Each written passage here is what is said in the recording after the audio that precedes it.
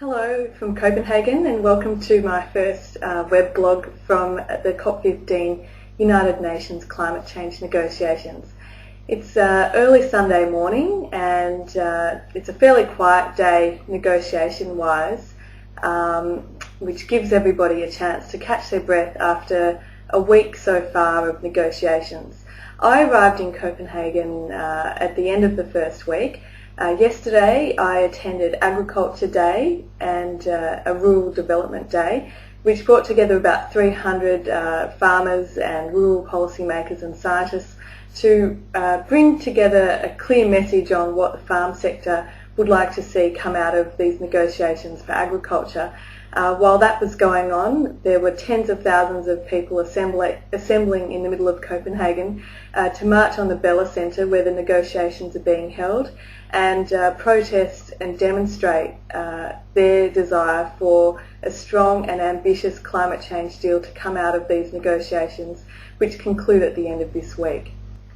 I'll fill you in first on how the broader negotiations are going before I give you some details on what's happening with regards to agriculture. But yesterday, being Saturday, was quite a crucial day in the negotiations where we saw a shift from the country negotiators working hard on reaching agreements in various different subsidiary areas. That's now winding up and they're really passing it over now to the ministers and the leaders who are slowly making their way into Copenhagen.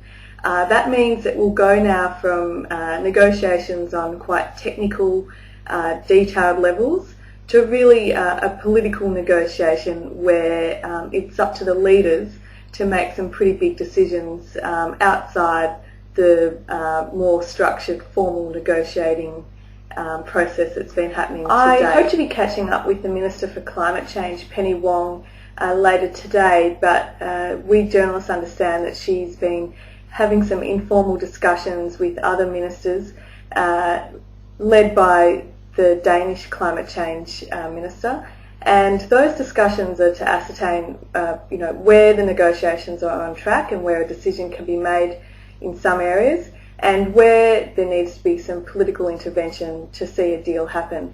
There's quite an unprecedented level of political will to see something achieved by Friday. Often these negotiations go well past their scheduled finish time, but with so many leaders, up to 120 political leaders from across the world expected to start arriving from tomorrow, there is real hope that that there could be an outcome from these meetings.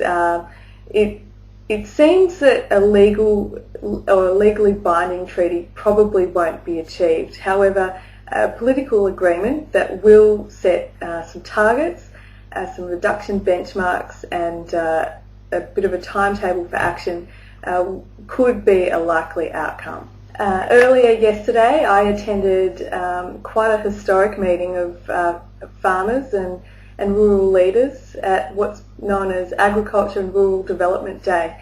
Agriculture has certainly taken centre stage at these United Nations negotiations.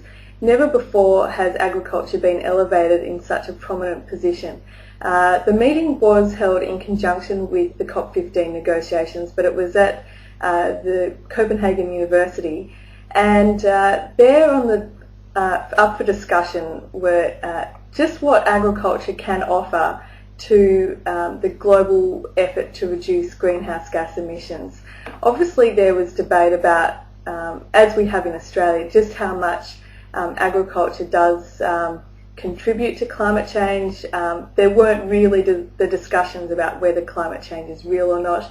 A lot of the discussions were how to best treat agriculture within a framework that is a carbon policy. So they've put the debate really about whether climate change is real or not to one side, and looking at ways for agriculture to be part of a policy which seeks to reduce emissions. Yesterday there was a special address from US Secretary for Agriculture Tom Vilsack. He certainly put his own belief in climate change on the table, and also reiterated his desire and the US government's desire to see a strong approach taken with regard to agriculture in 3 areas of research to plug some of the knowledge gaps around surrounding the issue of climate change and its connection to agriculture. He also wants to see strong commitments made in the area of adaptation, which would certainly be welcomed by some of the developing countries. But they also want to see a strong commitment made to recognising agriculture's efforts towards mitigation, which is certainly welcomed by the Australian farmers.